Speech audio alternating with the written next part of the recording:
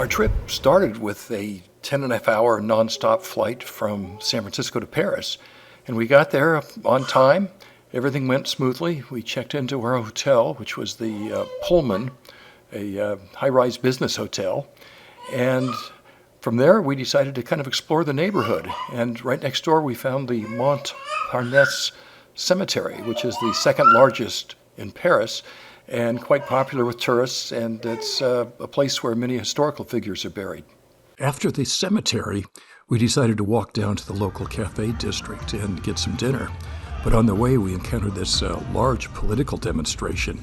And it was several blocks long, and they were protesting President Macron's policies on raising the retirement age and social benefits and the price of gas and heating oil and things like that.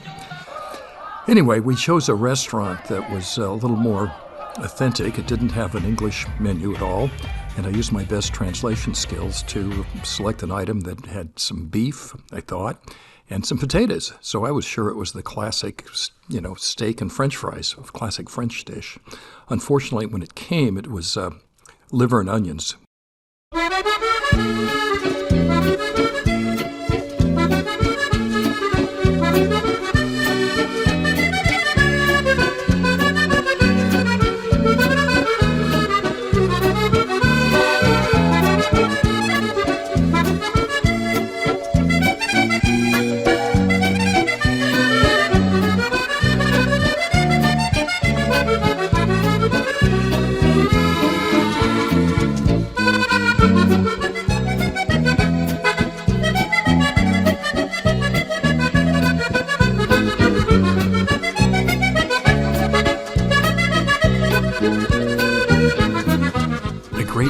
Walking around Paris and seeing the sights. And in particular, the walk along the Seine River was fun. And we got to see the Notre Dame Cathedral under construction.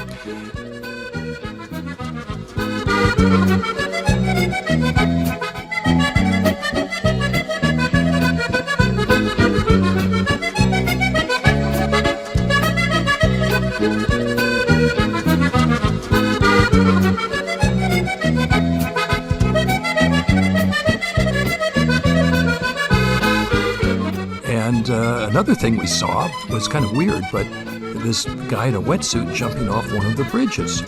And we inquired about it, and it turned out it was the fire department training the rookies on rescue techniques or survival or something like that. Anyway, it was lots of fun.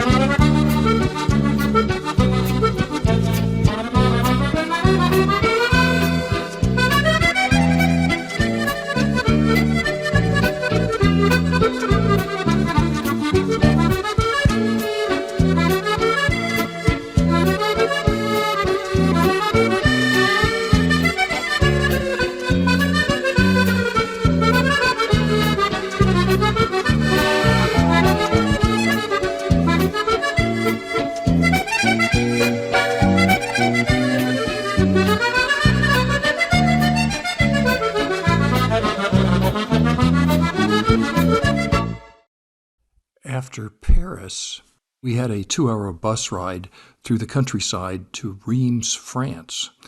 And Reims is a mid-sized city in northeastern France, probably best known for its champagne.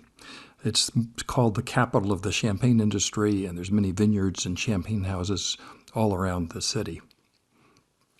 It's also a bustling, city with a good city center and shopping and shops and things like that.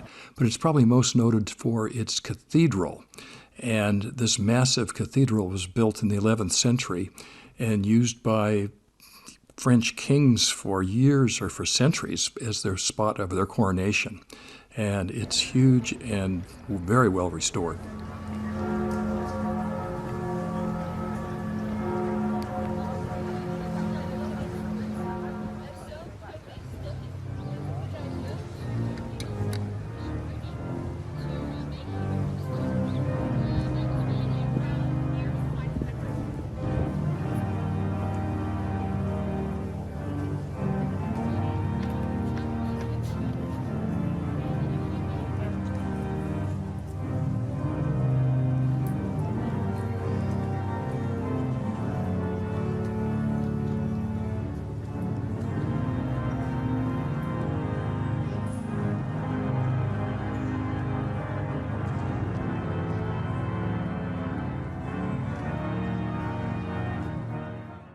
From Reims, we had a 3-hour bus ride to Luxembourg, where we visited the American World War II cemetery.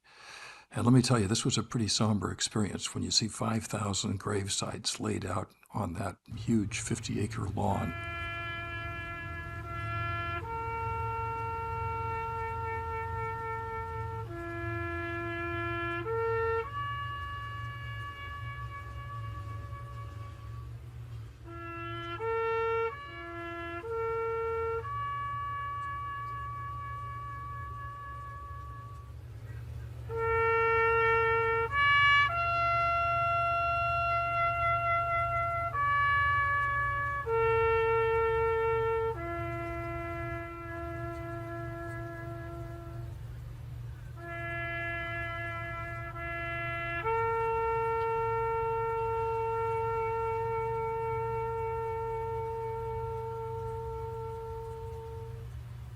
After Luxembourg, we had a short 45-minute bus ride to Trier, Germany, which is located on the Moselle River, and it's where we boarded our riverboat, the Viking Herja. And of course, the first thing of business was to check in to your cabin, which was very small, by the way. And then, before they served dinner, you're required to participate in the mandatory life jacket drill, which Joanne did perfectly. The next morning, we explored Trier, which is a town well known for its wineries and vineyards on the slopes along the Moselle River. It's also the oldest city in Germany, and like many towns along the Moselle, it was conquered by the Romans during the 4th century. And fortunately, it has several well-preserved Roman ruins, including this pretty good-sized Colosseum and this Roman city gate called the Porta Nigra. The city also has some old churches, as well as a big cathedral that's been very well preserved, and some nice government buildings, and a great little downtown area. It's a shopping district with some walking streets and a marketplace. It's overall a pretty neat little place.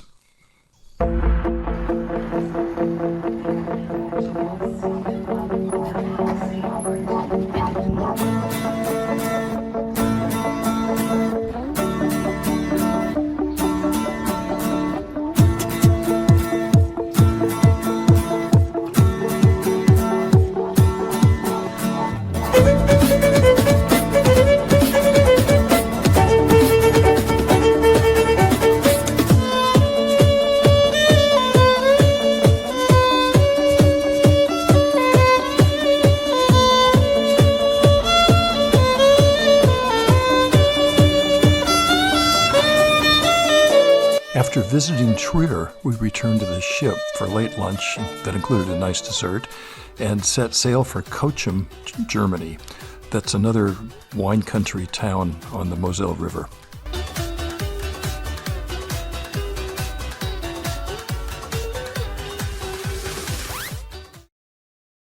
Cochem is a small town along the Moselle River, and like its neighboring towns, the principal industry is vineyards and winemaking. So, naturally, we went wine tasting. Unfortunately, it was a little bit early for us. It was 9 in the morning. In addition to the wineries, Cochem has a nice little city center area with walking streets and very picturesque buildings.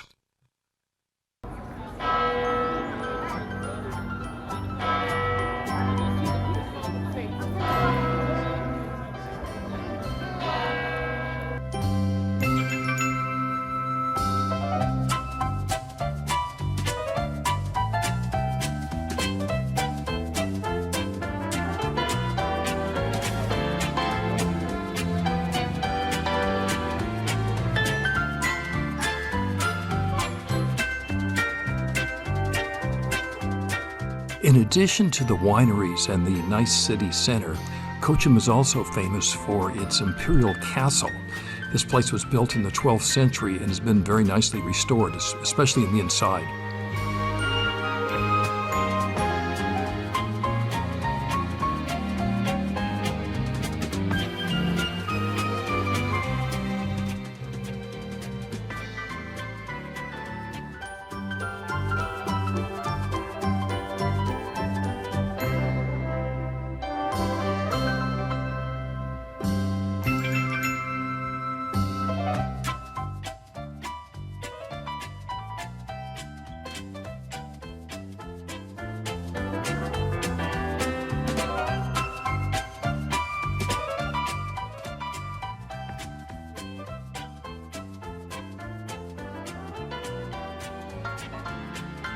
Back in the boat, we continued down the Moselle and experienced our first river lock, which was kind of fun.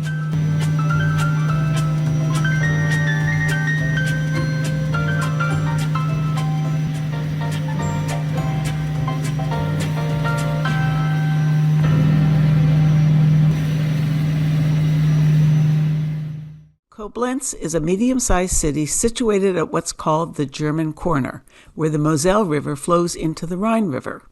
Because this is a strategic location, it is the site of a large fortress on the hill, which was built in the early 1800s by the Prussians to guard the Rhine region against attacks by the French. There is also a giant 45-foot statue of Emperor Wilhelm, who is also the King of Prussia.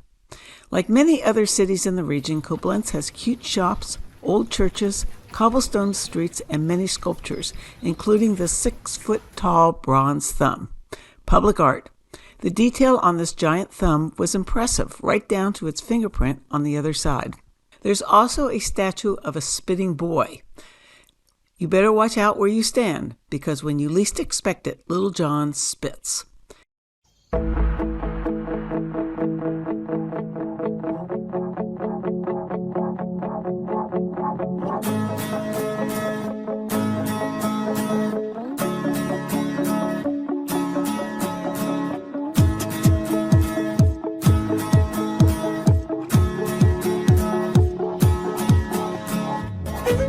After touring Koblenz, we returned to the boat for a scenic cruise down the Rhine River where we saw castles galore. It was a very relaxing and special afternoon.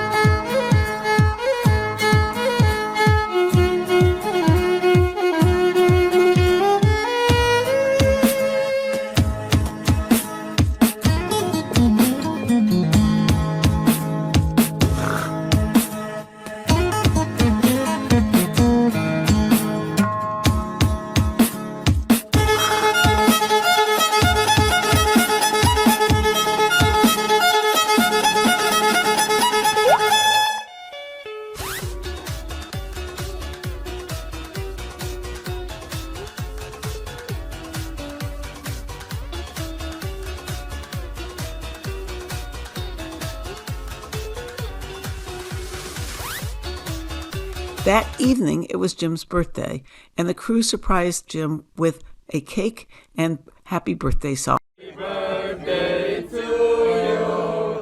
Happy birthday to you.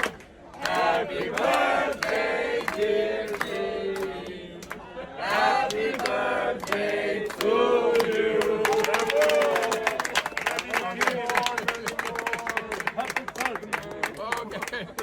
Thank you.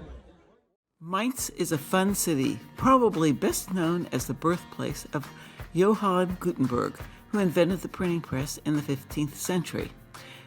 The museum there was an exhibit of his early printing presses, as well as the first book ever published, the Gutenberg Bible. There's also an interesting collection of other early books from the time period.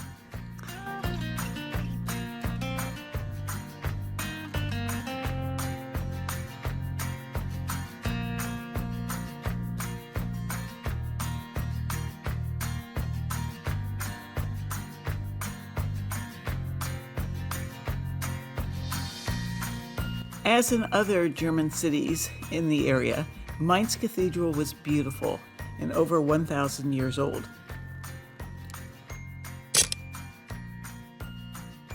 The really old part of the city includes the Kurtzgarten neighborhood, with half-timbered houses from the 16th century, plus other interesting buildings. Another fun aspect of Mainz is their traffic signals. Instead of basic red or green lights, many of the traffic signals use a little cartoon man wearing a pointy cap telling you to go or stop. Next to the cathedral is the city's market square, which was quite lively during our visit.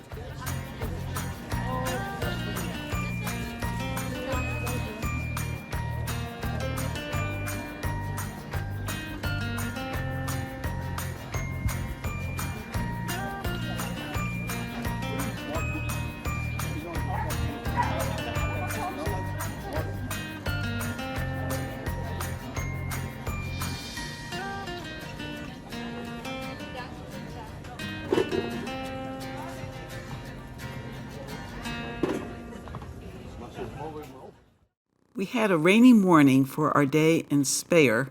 Spier is one of Germany's oldest cities with its origin dating back to 10 BC. In 1294, the city became a free imperial town of the Holy Roman Empire. One of the city's main attractions is the Spier Cathedral, which was built in the year 1030 and is the largest Romanesque-style church in the world. We were impressed. It was huge and striking.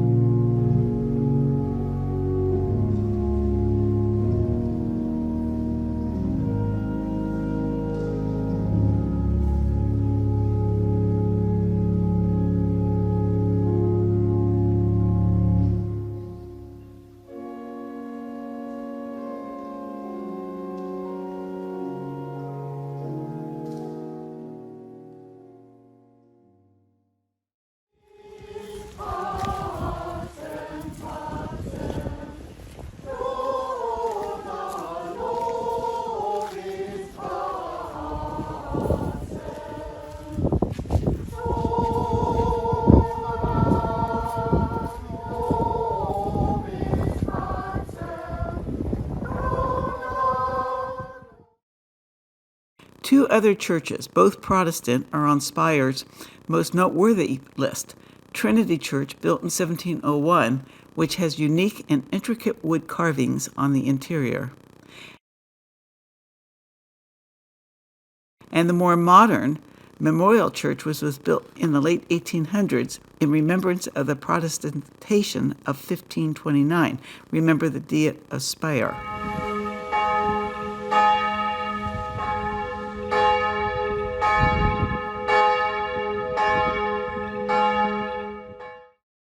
Spier's Old Town at Maximilian Street, which is the main drag, had several interesting buildings, including the Old City Gate, which was left over from medieval time period, constructed in 1230, and is the last remaining of 68 original towers.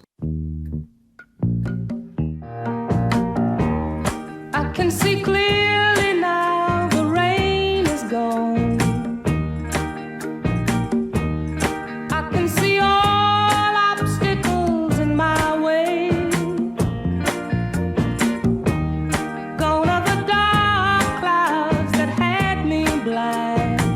It's gonna be a bright, bright, sunshiny day.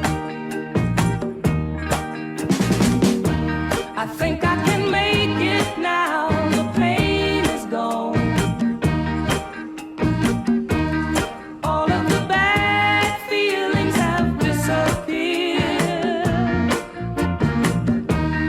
Here is that rainbow I've been praying for.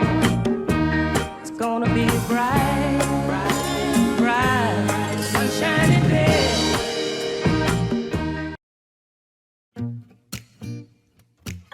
Strasbourg is located at the eastern border of France, which is adjacent to Germany. It's in a region called Alsace-Lorraine and is a mix of French and German cultures and has been ruled by both countries. It was French until Germany annexed it after their victory in the Franco-Prussian War. Then, after World War I and the Treaty of Versailles, it was returned to France.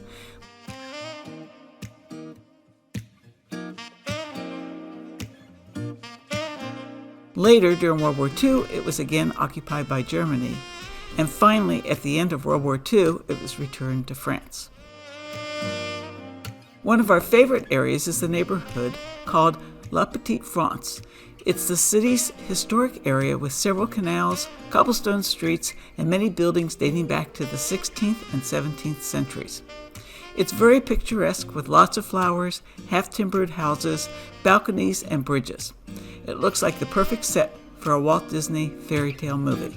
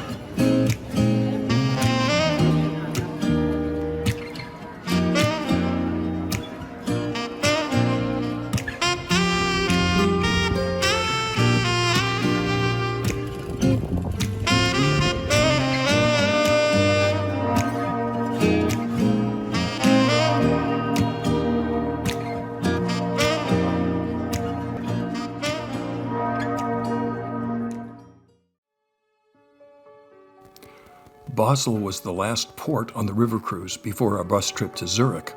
The city is situated on hillsides along the Rhine and is very picturesque. In addition to its many bridges, Basel has several historic ferry boats to transport folks across the river. What's really unusual about the ferries is they are driven purely by the river current and utilize a long wire cable stretched across the river. The city is medium size and is modern, but with sizable and well-preserved historic districts that include a large market square and their famous Rathaus, or town hall.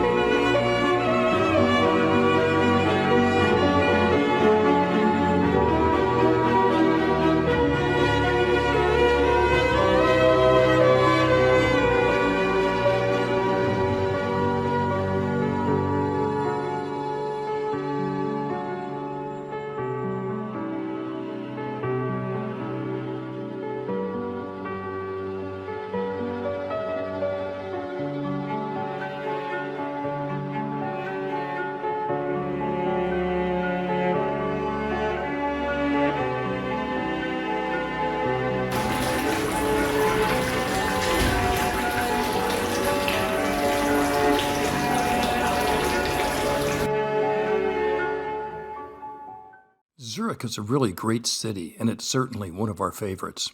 It's Switzerland's largest city, and it's situated between some hillsides and along the banks of a small river, and also at the northern end of Lake Zurich. Many of the older parts of the city are along these waterfronts. And like many other European cities, it was founded by the Romans thousands of years ago, and still has a lot of cobblestone streets and medieval buildings. Overall, it's super clean, vibrant, but expensive, and it's a very beautiful and picturesque city. Unfortunately, the large business hotel where we stayed was located several miles outside of town in a fairly modern commercial district. This meant we weren't able to exactly walk to the sites. However, Zurich has a very good public transportation system, and once we figured out the automated ticket machine, we were able to ride the tram downtown. Victory.